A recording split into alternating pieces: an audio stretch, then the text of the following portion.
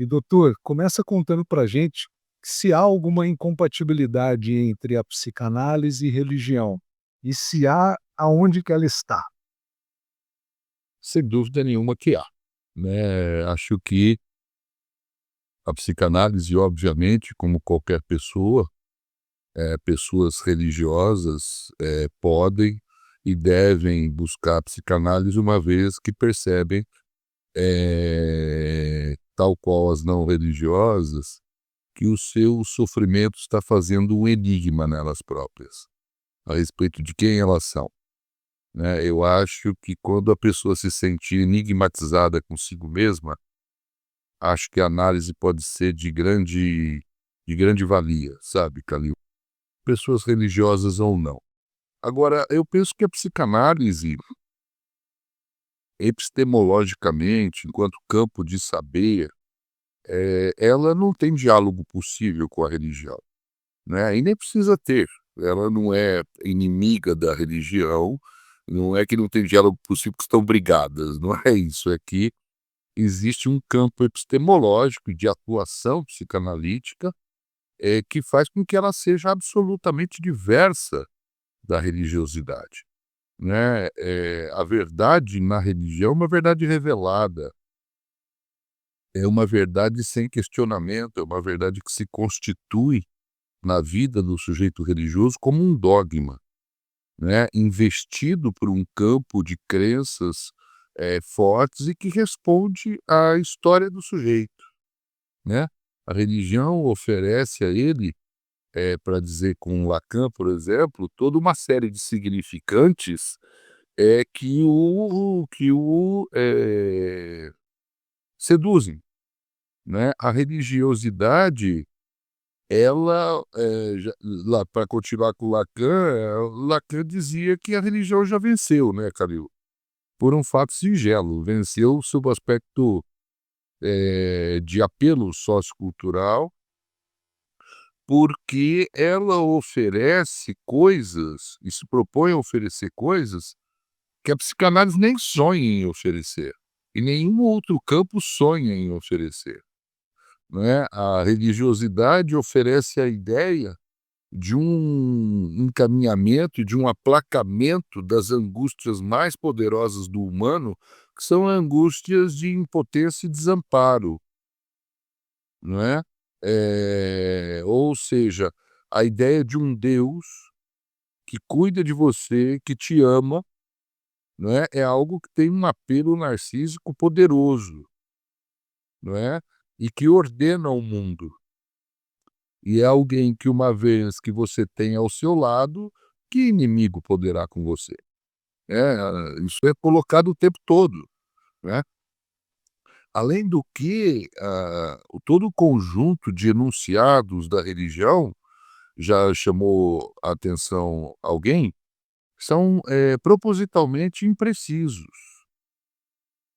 né, ou seja, isso foi Deus que quis, mas se não foi Deus que quis, ó, se não foi Deus que quis, foi Deus que quis, né. É sempre de uma imprecisão, de forma que você gira em torno daquele campo de enunciação, que acaba sendo tautológico, né. Você,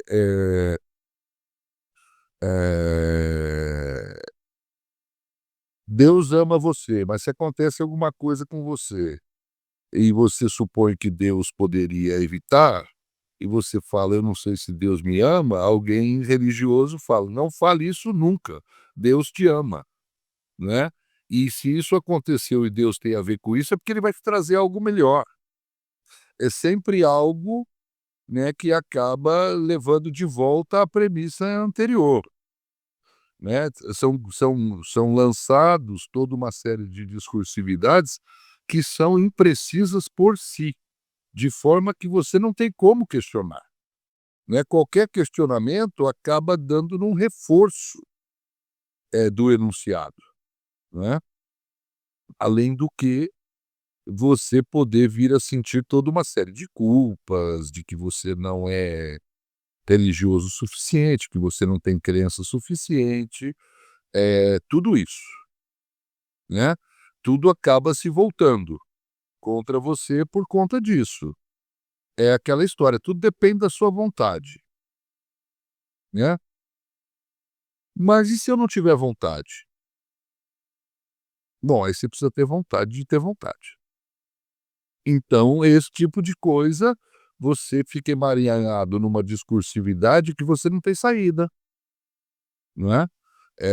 É algo que precisa ser investido de um campo de crenças, ideais, nos quais o sujeito se apoia e que oferece ao sujeito, sim, um campo de, eu diria, de consolação. A religião é algo que consola num mundo caótico e num mundo cuja realidade, tem um quê de desértica, né, Calil? De Não é à toa que as pessoas se perguntam o que eu estou fazendo aqui, né, porque, o mundo você não, principalmente o mundo atual, né, que jogou fora todo um conjunto das tradições, a religião oferece nesses enunciados certas respostas que o sujeito se apoia em uma certa consolação.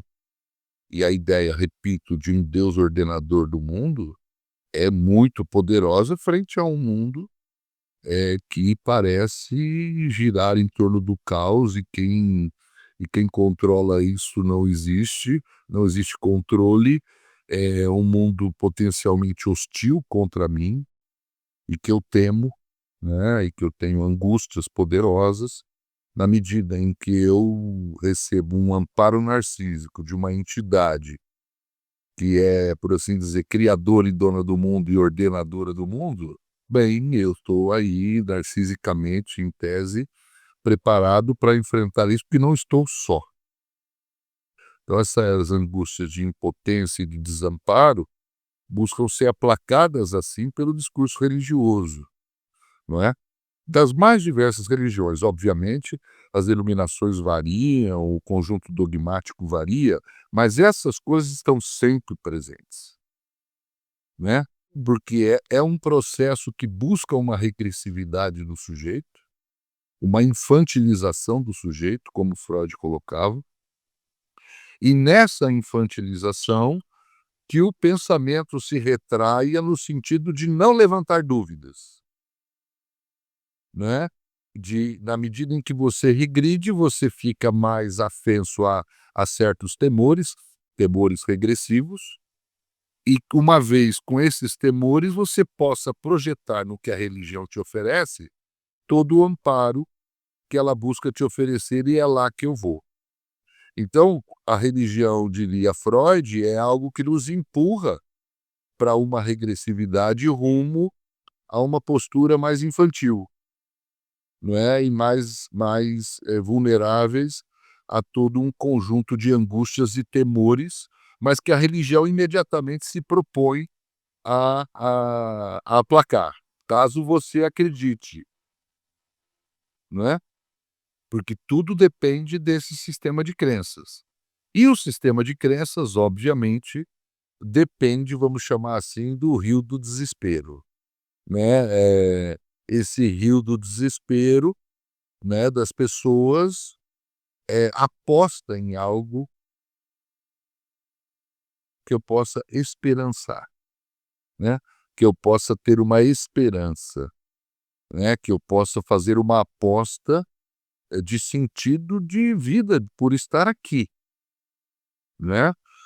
Porque você não encontrar isso, você sentir que esse mundo não tem maiores sentidos e de repente eu nasço, eu vivo e eu morro. Isso para não dizer do enigma da morte ainda, né, cara? Daqui a pouco falando um pouco disso, né? Tudo isso a religião busca, esses maiores temores humanos, ela busca criar uma enunciação sobre isso. Então, a religiosidade não é algo que se possa acreditar que vai morrer, porque ela responde a temores muito poderosos. Já a psicanálise nunca se propôs a isso. E no interior da religião, né, Calil, existe a ideia de que no seu centro, no âmago seu existe uma alma. Uma alma que é um dom de Deus. E uma alma inequívoca, monolítica, fechada em si mesmo, que pode ser perdida pelas corrupções do mundo, mas ela está lá. A psicanálise, pelo contrário, ela parte da premissa que nós somos seres conflitantes. Por natureza, o conflito não nos é eventual. O conflito é algo estruturante. E mais, não existe essa alma para a psicanálise, essa alma monolítica lá no fundo, basta você escavar, você vai encontrá-la lá.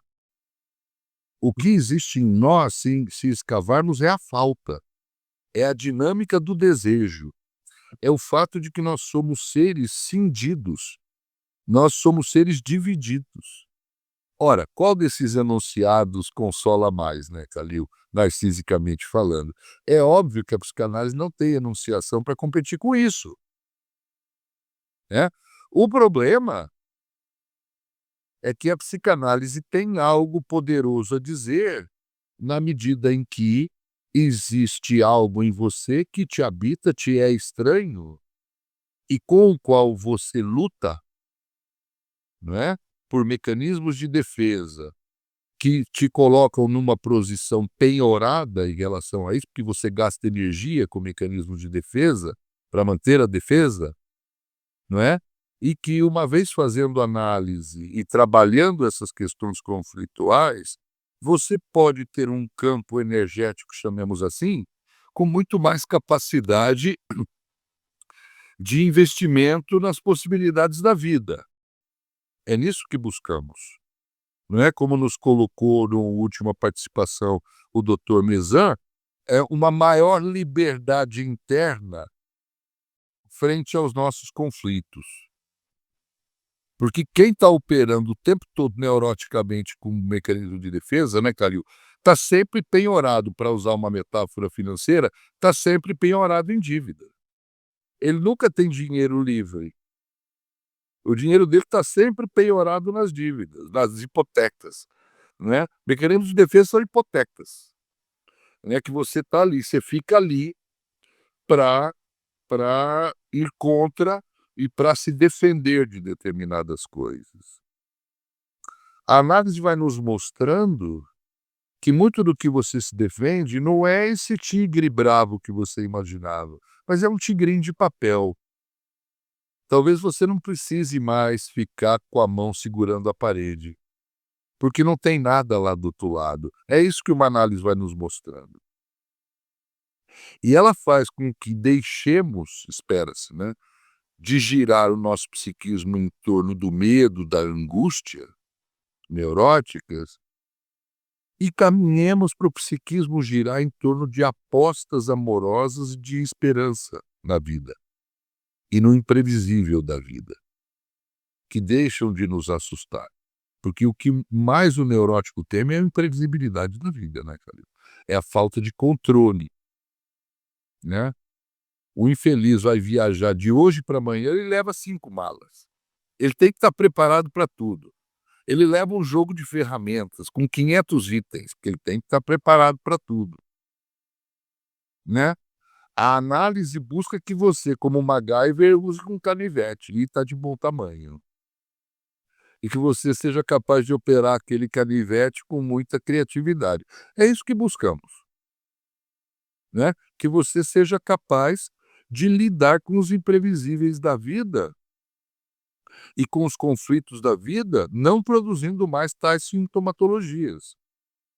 Porque o que mata o sujeito, que leva o sujeito para a análise, é a repetição sintomatológica dos mesmos sofrimentos a vida toda.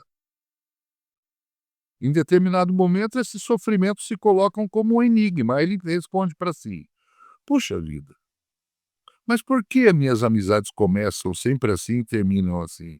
Por que minha relação com o trabalho é sempre assim e termina assim? Por que minhas relações amorosas são sempre assim e terminam de tal forma? Por que parece existir um padrão que eu desconheço? E quem controla tudo isso? Conforme a análise vai tendo acesso a dinâmicas inconscientes, isso pode ser mudado. Sim, ela tem poder de cura.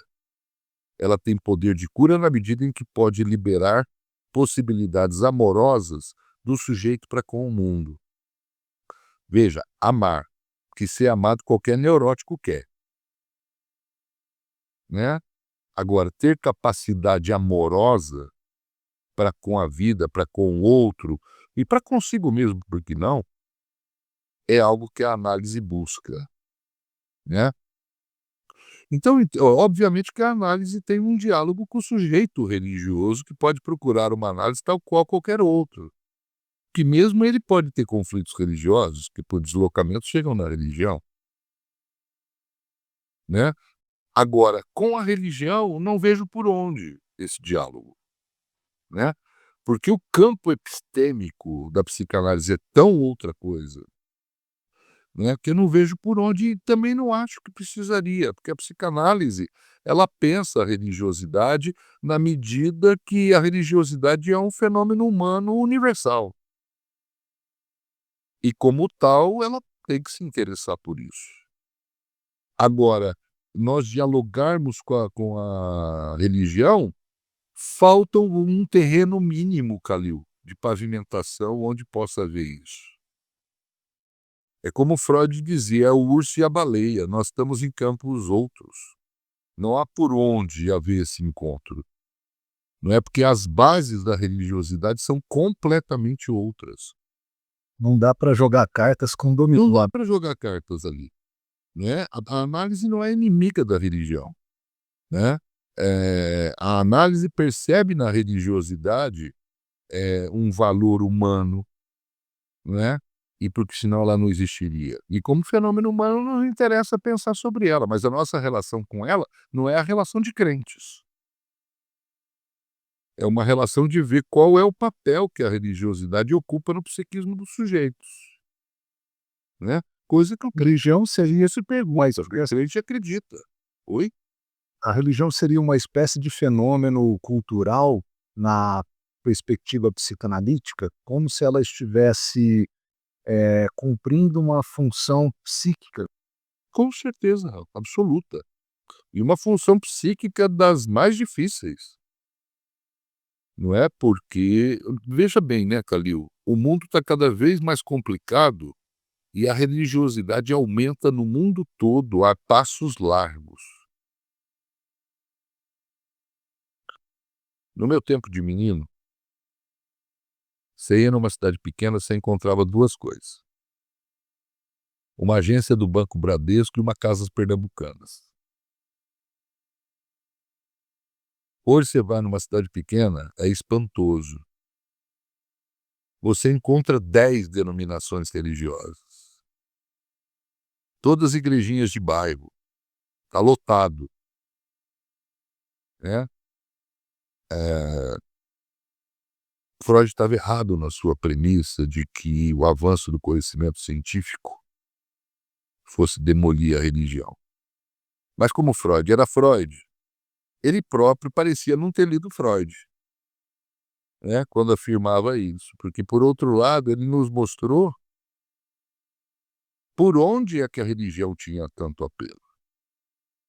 E o apelo é gigante. Nada oferece isso. Aliás, nós temos hoje no mundo, né, Calil, 2 discursos, chamando assim, que oferecem espaço para a subjetividade humana num mundo cada vez mais controlado, cada vez mais racionalizado em certos protocolos. Que isso é o campo das psicoterapias, de forma geral, e o campo da religião, nas suas mais diversas denominações. Naturalmente, esse espaço subjetivo é muito diferente do que se busca nos processos psicoterapêuticos e o que é vivenciado por cada um na sua religiosidade. Mas são espaços de subjetividade, entende? No mundo você não encontra mais isso, né? É uma coisa muito poderosa, né? E nós estamos num mundo onde as pessoas estão encontrando muita dificuldade Os consultórios estão cheios, a religiosidade está cheia. Os balcões de farmácias estão cheios de gente na fila para comprar psicotrópico.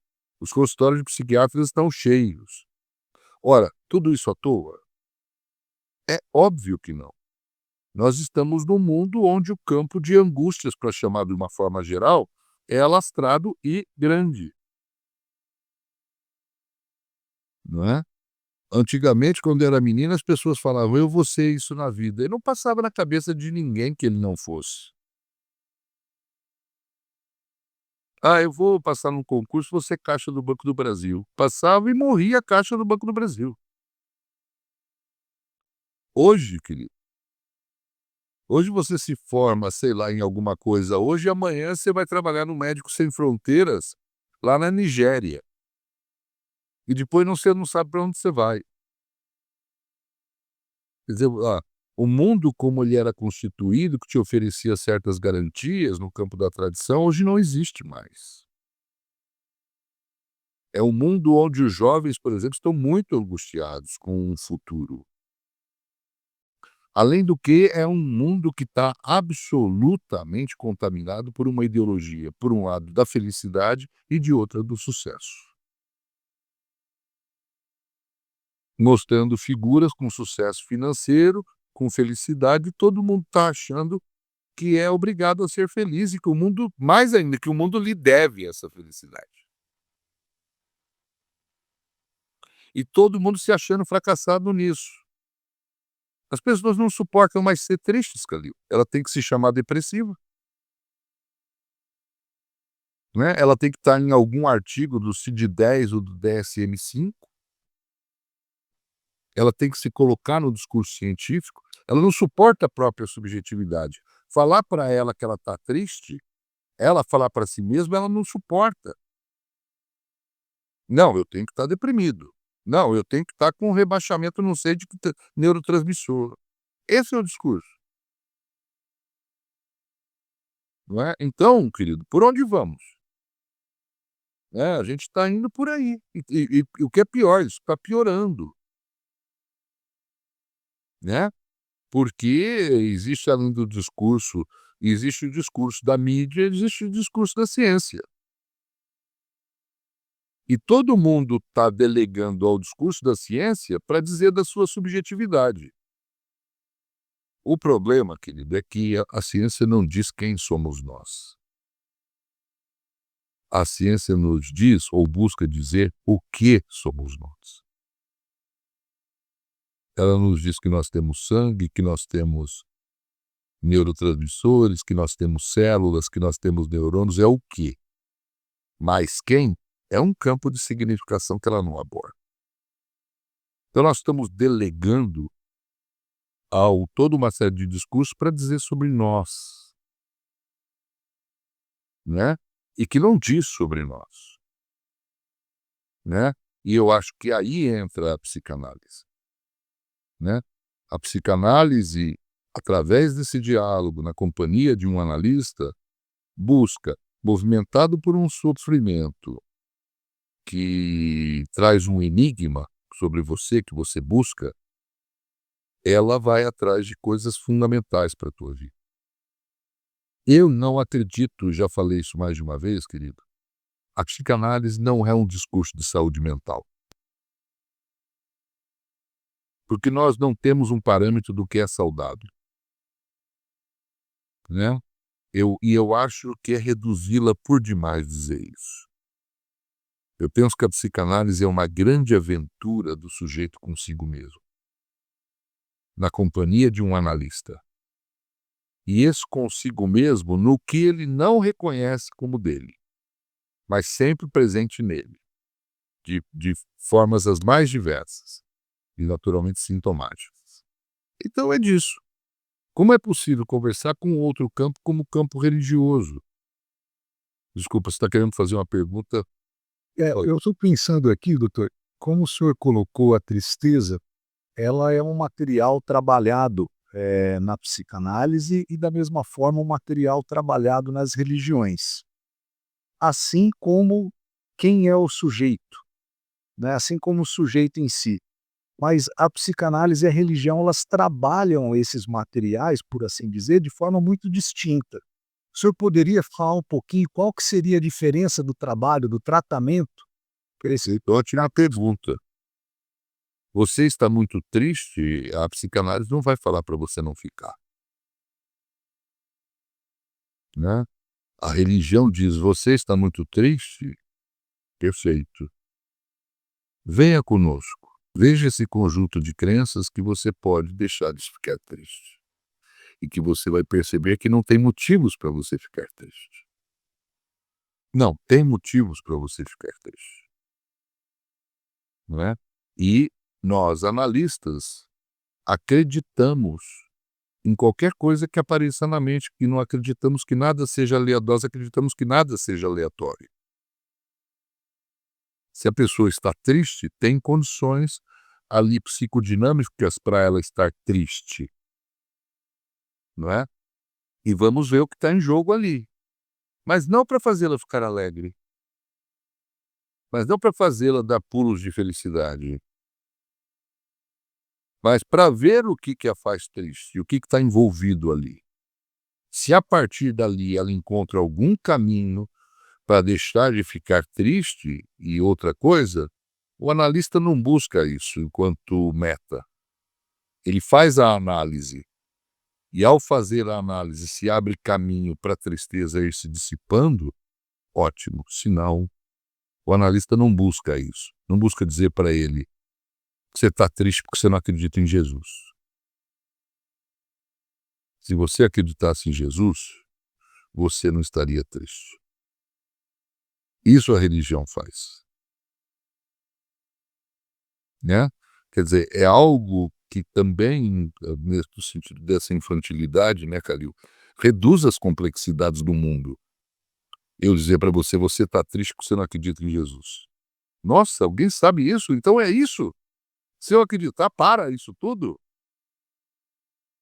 Não é muito tentador? É claro que é tentador. Não há como derrubar isso, né. E nem é o caso. As pessoas buscam ilusões.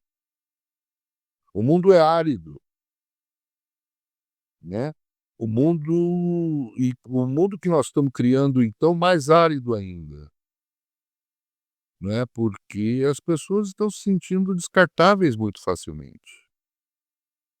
As pessoas sentem que estão num mundo que não as ama como elas esperavam, que o mundo pode ser, potencialmente muito perigoso ou mesmo hostil a elas. Quantas pessoas aí impulsionadas para angústia não estão desenvolvendo sintomas paranoides, né, Calil? O tempo todo, né? O consumo de psicotrópicos, então, é uma barbaridade. Isso para falar em psicotrópicos legais, ou seja, passíveis de serem receitados por médicos psiquiatras. Fora os psicotrópicos que sabemos todos correm solto também. Drogas ilegais de toda a índole, né. Ora, tudo isso gira em torno de angústias. Elas funcionam como aplacamento de angústias. Outras coisas funcionam como aplacamento de angústias. O consumo desenfreado, né, toda uma série de coisas que vão apresentando um caráter compulsivo no sentido do aplacamento de angústia, né. Isso vai da droga até toda uma série de coisas que eu chamo da indústria do entretenimento. A indústria do entretenimento, meu caro Calil, é a maior do mundo. É maior que a da arma, é maior que os bancos, é maior que o petróleo, é maior que tudo. O entretenimento, ele é tão poderoso porque ele vai desde o programa do Gugu até a cocaína. É tudo aquilo que visa falar assim: "Fique calmo, vamos nos divertir, porque o mundo não é assim. Vamos nos divertir". Entreter, divertir, tirar a atenção de, soltar você. E esse entretenimento passa por tudo, né, cinema, televisão, toda uma série de coisas, né, uma certa literatura, né. Então o que a psicanálise tem a oferecer nesse mundo, em termos desse aplacamento, dessa consolação, convenhamos, não é lá grande coisa, para quem busca esse tipo de ilusão. A psicanálise, Calil, ela pode ser acusada de tudo, menos de ser complacente com as ilusões humanas. Isso ela nunca foi, né. Agora, ela sempre reconheceu o papel das ilusões humanas. É impossível você não ter ilusões. Até porque o ser humano é um ser simbólico. Ele opera com coisas que ainda não existem, ou que não existem mais. Nós sofremos de coisas que não existem mais, exatamente porque nós conseguimos sustentar memórias dessas coisas que não existem mais. E memórias significadas, porque elas não existem mais. Agora, num animal, ela deixa de existir, deixou de existir. Para nós humanos que sustentamos simbolicamente isso, como Freud dizia, nós sofremos de reminiscências, de lembranças, e lembranças que ocupam lugar de significação, nós sofremos por tudo. Nós sofremos por coisas de 50 anos atrás, que ainda nos parecem fresquinhas. Ou seja, essa potencialidade psíquica humana também é o nosso inferno, né. E sofremos com o futuro que também não existe ainda, né, mas que a ansiedade se projeta sobre ele, porque ele traz medo do que pode ser e de coisas que podem nos mutilar pela imprevisibilidade da vida, narcisicamente, né. Existe o que eu chamo patologia dos possíveis. Tanta gente sofre disso. Na imprevisibilidade da vida eu enxergo, mas se eu enxergo, eu posso ficar cego, né, Calil? Se eu posso ficar cego, então eu vou ficar. Eu ando, mas eu posso cair. Se eu posso cair, uma probabilidade, então eu vou cair. Obviamente que o futuro se afigura como possibilidades de nuvens aí bastante carregadas para o sujeito, né, num mundo sem garantias, né.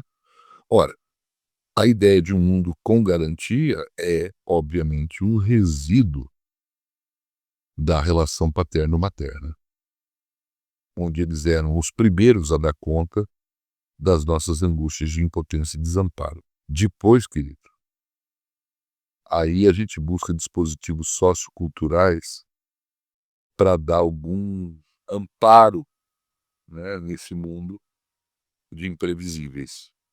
A atividade mental, ela própria é imprevisível para nós, nunca aleatória, mas ela é imprevisível. A gente não sabe para onde o pensamento vai. A gente não sabe o que ele vai trazer, porque ele é condicionado por dinâmica psíquica inconsciente. Nós não temos controle de vontade sobre o processo de pensamento, né, não é? É o E acre pensamento no sentido amplo das palavras, né. Oi? e acreditar num além, nesse caso, é extremamente confortante, né. Extremamente confortante, não é? Quer dizer, outro dia uma pessoa estava fazendo uma frase, assim, bastante, vamos dizer assim, hã, diria assim, bem-humorada sobre isso, né, um sujeito, um comediante norte-americano que estava dizendo assim: "Olha, a religião diz para você que existe um ser que olha para você o dia inteiro, e esse ser vê tudo o que você faz. E tudo o que você faz, esse ser julga e te pune. E dependendo do que você faz, esse ser julga, te pune e te joga no inferno. Mas ele te ama. Em outras palavras, existe também um sentido teleológico para o campo das tuas culpas, do teu sofrimento, né? Você é culpado disso, disso, disso, né? Mas você carregue tua cruz porque Deus te ama. De alguma forma haverá alguma recompensa. Entende? Existe uma estética, vamos chamar amplo modo, do martírio. Esse martírio, né, né, ele entra nessa concepção dogmática da religiosidade. E existe a necessidade que você sofra, não é? E carregue alguma coisa para que você possa, de alguma forma, ver a luz. Sofrimento precisa ter algum significado, né? Imagina como que é insuportável aquele sofrimento não ter significado nenhum. Exatamente. Só que, diferentemente da psicanálise, o campo enigmático do sofrimento vai nos abrir campos que a gente não sabe qual é. E o analista vai junto. A religião não opera assim. Ela busca te dar respostas, respostas imprecisas, mas que têm um poder sedutor muito grande a respeito dos teus enigmas sobre si mesmo. E um poder de sedutor muito grande, muito tentador. Porque te tira da impotência e desamparo na medida em que te coloca como um elemento narcisicamente fortalecido, porque você não está mais sozinho. E você não está mais sozinho com um amiguinho na esquina. É a figura de Deus que está com você, que não é pouca coisa. Ele, com E maiúsculo, é quem está com você. Ora, isso dá um acréscimo, convenhamos, narcísico, que a psicanálise não dá. Aliás, ninguém dá. Só ela, né? Mas sob um preço que me parece por demais pagar. Mas isso sou eu. Que é o preço de uma infantilização. Em que o processo de pensamento, da capacidade de dúvida, de reflexão, ficam bastante comprometidos.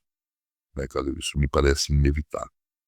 Né? Então, o colega colocou aí, o Sandro, obrigado, Sandro, uma frase da escritora Karen Blixen. Karen Blixen é o nome verdadeiro da escritora da Festa de Babette, Isaac Dinesen. O pseudônimo era Isaac Dinesen. Isaac Dinesen diz que toda dor pode ser suportada se sobre ela puder ser contada uma história. Ela ficou muito famosa com o livro Festa de Babette. Obrigado, Sandro, pela referência. E é isso. A psicanálise também conta uma história sobre nossas dores. Ela busca uma história. Só que não é uma história de massa. É uma história única que vai nascer de um percurso e nós não sabemos qual vai ser ela. A religião não, ela te oferece já uma história na qual você vai poder entrar. São coisas bem diferentes, né? Para não dizer que, enquanto fenômeno sociocultural, a religião ela é um fenômeno de massa. Além do mais, hoje em dia, né, Calil? Sabe? Por exemplo, em algumas denominações religiosas, para que Deus te atenda, né, você precisa deixar uma certa quantia. E se a quantia for maior, naturalmente, Deus entende que você está fazendo um martírio maior para si e há de recompensar no futuro, né? Percebe? Eh, São verdadeiros despachantes de Deus, né? É uma coisa impressionante, né? Você vem com um discurso aí que sempre diz de que você precisa se dispor, se abnegar e etcétera, coisa que eles próprios, os artífices da igreja, não fazem, né? Então, você vê essa discursividade. Existe um outro elemento, mas talvez tenha que ficar para um outro encontro. Com relação à psicanálise enquanto, movimento teórico, enquanto movimento sociocultural, né, Calil? Tem algo preocupante ocorrendo, que é a tentativa de algumas denominações religiosas de se apropriarem da psicanálise. Isso precisa ser dito. Com que intuito ainda não descobri, mas o interesse de certas denominações religiosas na psicanálise é claro, é patente, né? E no Brasil, muito mais. E não é de hoje, né? Tentativas de regulamentação da psicanálise na via das crenças dessas religiões já foram tentadas e foram repudiadas, até quando não sei, né? Agora, é preocupante porque a gente tem visto relatos de gente misturando psicanálise com frase de "você precisa acreditar em Cristo". Eu não estou falando aqui que você não precisa acreditar em Cristo, amigo. Acredite dependendo da tua história. A questão é que um analista não pode dizer isso. A questão é que, da posição do analista, isso não é análise, né? Isso é você oferecer certos ideais para o seu analisando cumprir, porque aí ele vai atingir determinada coisa narcisicamente mais prazerosa para ele. Isso não é análise. Isso é outra coisa, mas análise não é, né? E, no entanto, a gente vê por aí com muita facilidade esses discursos se misturando e gente aí, boa parte delas, de uma pilantragem que assusta, é bom que se diga, né? Mas parece que essas pessoas acreditam que tem otários demais no mundo, o mercado é grande, né? Como já disseram, para cada otário que nasce, nasce um pilantra, então a coisa está forte, né? E é assim vamos, né? Mas isso não é só no campo da psicanálise. Na medida em que se ganhou escala toda uma série de campos de saberes na internet, você tem problemas na medicina, você tem problemas no campo do direito e etc., com gente despreparada e boa parte delas com intenções nada virtuosas em termos do que fazem, né? Num instrumento que poderia ser muito valioso para difundir essas práticas de uma forma bacana, mas não. Usam para desde outras motivações e com outros objetivos, né? Eh, eu, por exemplo, sempre dei aula na vida, que a gente dava aula para 20, 30, 40, 50 pessoas. Hoje você dá aula numa escala outra, né? Isso é bom, isso é ótimo, né? O problema é que tem pilantras, pilantra que está correndo atrás dessas virtudes da internet, né? Para ganhar escala na pilantragem. E não seria de se esperar diferente também, né? E não só na psicanálise, né? E uma das pilantragens, na minha opinião, é misturar a religião com psicanálise, né? A religião tem o seu valor para as pessoas que nela acreditam e que estão nela dentro da sua dinâmica, né? Dentro da sua psicodinâmica, a religião é um lugar de valor, né? Não me cabe questionar isso, né? E a psicanálise tem o seu valor, mesmo para essa pessoa em outro momento, ou para outras pessoas dentro do seu campo de fazeres, como uma grande aventura de si mesmo, penso eu, repetindo. Agora, misturar as duas, Calil, aí vamos chamar assim, é um orangotango com pelos, sabe? Com penas, desculpe, é uma coisa horrorosa. E eu não sei visando que coisas. Isso ainda para mim é um enigma, mas existe certamente no Brasil, de uma forma caricata até, tão grande, essa tentativa de algumas denominações religiosas de se apropriarem da psicanálise, até com regulamentações jurídico-políticas e tal, ditados por eles. Então, é isso. Mas não é só do Brasil, mas no Brasil isso é bem mais forte, né?